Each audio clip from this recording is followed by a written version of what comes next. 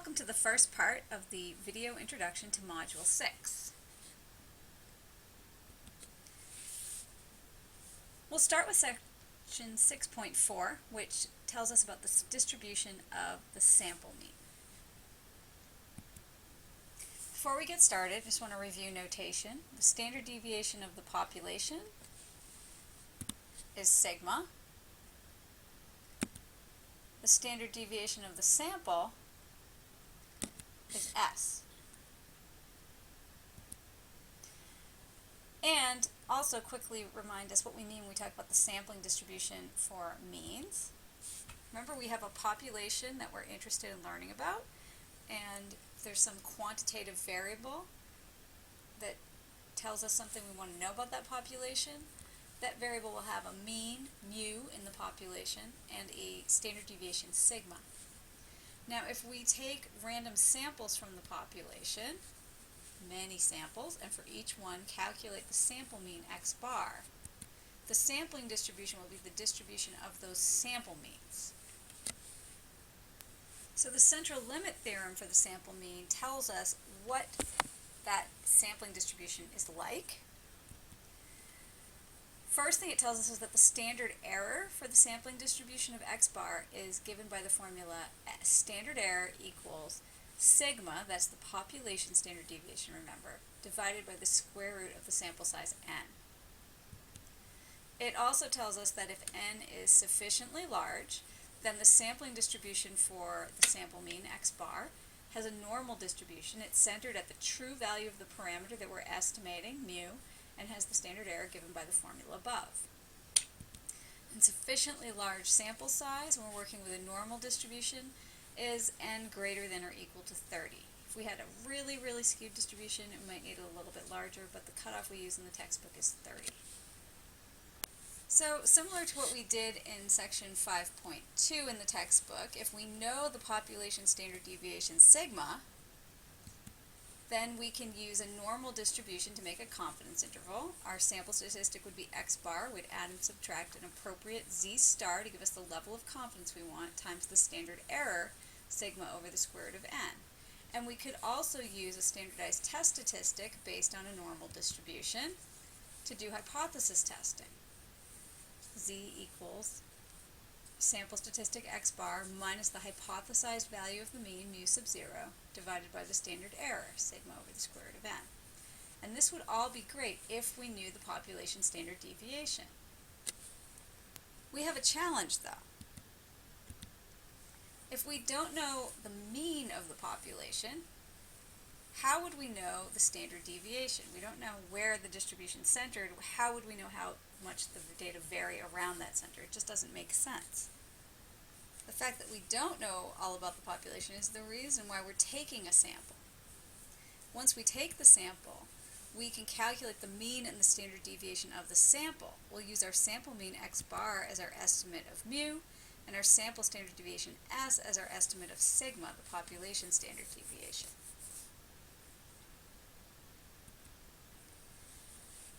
So, although our sampling distribution is normal with a mean of mu and a standard error given by sigma over the square root of n, we won't know the actual standard error, sigma, over the square root of n, because we don't know the exact value of sigma. And this is the challenge. And it's going to mean we cannot use a normal distribution when we're working with means. So ultimately what we need is we need to know about the standard error. When we use S as a substitute for S is, remember, the sample standard deviation, as a substitute for sigma, the population standard deviation, instead of having the exact value of the standard error, we have an estimate of the standard error, S over the square root of n. How good is S as an approximation of sigma? Well, that depends. If the sample size is large, it should be a pretty good estimate. If the sample size is relatively small, it's going to be a less reliable estimate, and there's going to be more variation in that standard error estimate that we have. So what we need is we need a different type of distribution, not a normal distribution, that reflects this increased uncertainty that comes from the fact that we have to estimate not only the mean, but also the standard error. distribution that will do this for us is called the t-distribution. The t-distribution is always going to have a mean of 0, and it's always going to be basically looking kind of bell-shaped, but it's not exactly like a normal distribution. Now, what is similar to a normal distribution is that there's not just one t-distribution, there's a family of t-distributions, and which one we're working with depends on something called the degrees of freedom. And the degrees of freedom are calculated by taking the sample size n minus 1. Now, we said that as our sample size gets large, we are going to have a good estimate for the standard error, so we would expect that our t-distribution for large sample sizes should look closer to a standard normal distribution. And we can see here the solid black line is our standard normal distribution. And when we have degrees of freedom equal to 15, this is this blue dotted line, we are very close to that standard normal distribution. When our degrees of freedom are smaller and our sample size is only 6, so we have 5 degrees of freedom here, this gives us the red curve. We can see that we've got a little more extra weight in the tails of the distribution, a little extra area out there in the tails to reflect the extra uncertainty. Now, working with the t-distribution to calculate areas and cutoffs is almost exactly identical to what you did with the normal distribution, the only difference being that you have to select the t-distribution. There's a separate video that shows you how to work with it. But in StatKey, where before we went to the normal distribution, now we're going to the t-distribution. There is one assumption that we make when we use a t-distribution. Using the t-distribution requires that the data comes from a population that has a normal distribution. For large sample sizes, we don't need to worry about this because S will be a very good estimate of our standard deviation in the population sigma, and T will be very close to standard normal, so it's really not a problem. For small sample sizes where N is less than 30, we can only use the t-distribution if the distribution of the data in our sample is approximately normal, kind of symmetric and bell-shaped. In practice, if the sample sizes are small, you should really just use the simulation-based methods to do inference that we learned in chapters 3 and 4, the bootstrapping for the confidence interval and the randomization test for hypothesis testing. So next, we're going to talk about section 6.5, where we'll learn how to make a confidence interval for a single mean. Remember that our confidence interval is always going to take the form of a statistic from our sample plus or minus the margin of error.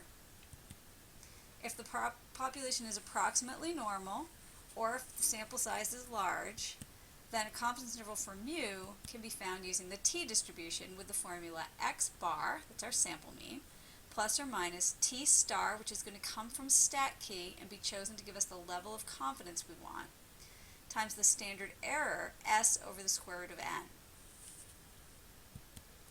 The degrees of freedom that we use for the t-distribution, remember, is the sample size n minus 1.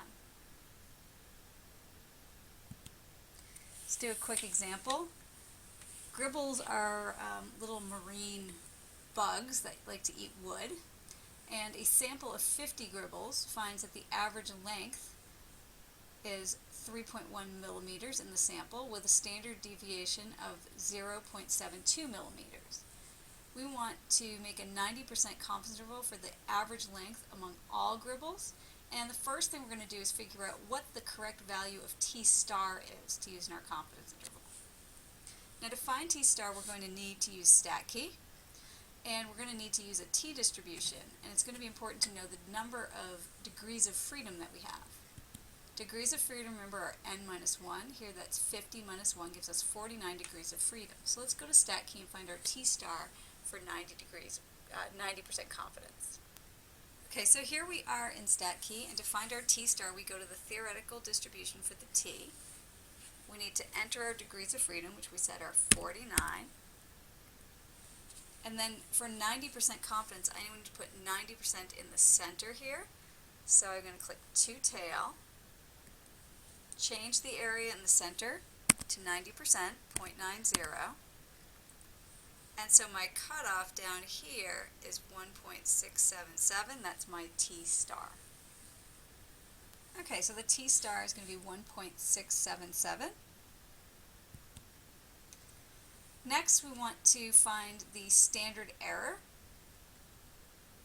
Standard error we calculate using our formula, S over the square root of n. S is our sample standard deviation, 0.72. N is our sample size of 50, so we have 0.72 divided by the square root of 50 gives us the standard error equal to 0.102.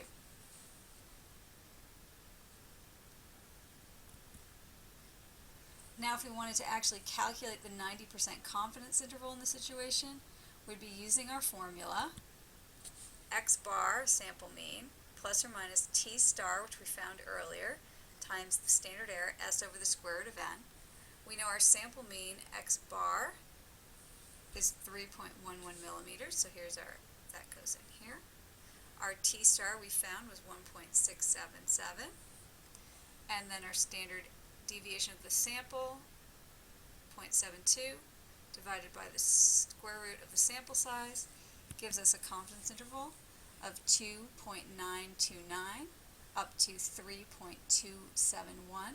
So I'm 90% confident that the true mean length among all gribbles is somewhere between 2.929 and 3.271 millimeters. The last thing we'll do in this video is talk about how to do a hypothesis test for a single mean. Our t-test statistic is going to be our sample statistic x bar minus our hypothesized value for the mean from the null hypothesis, mu sub 0, divided by the standard error, and the standard error is going to be s over the square root of n.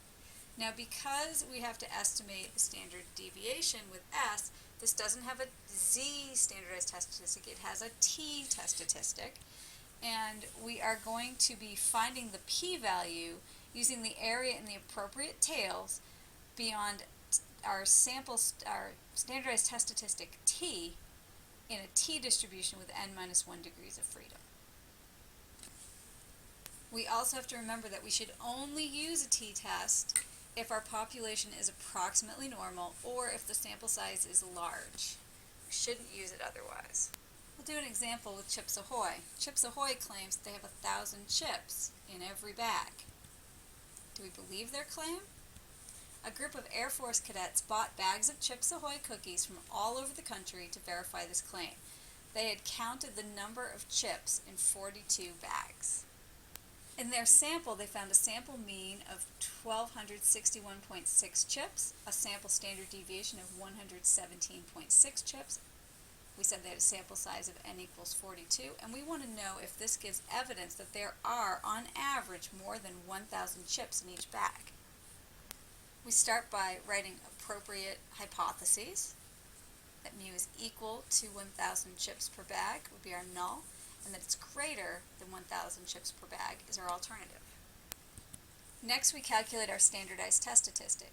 We take our sample mean x bar of 1261.6, we subtract off our hypothesized value, 1,000, divide by our standard error, which is the standard deviation of the sample, 117.6, divided by the square root of n.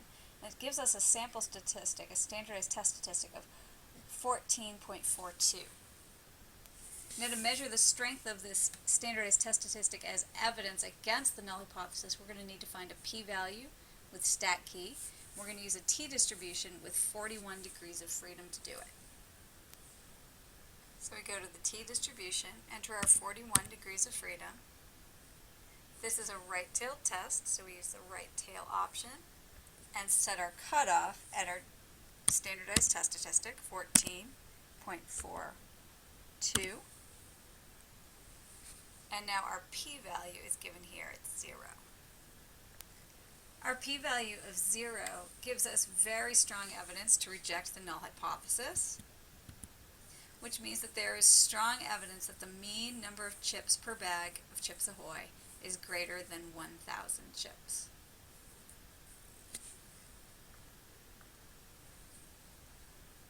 How Hopefully this will give you a good start on the material in 6.4 to 6.6. Don't forget to ask questions as they crop up. Have a good day.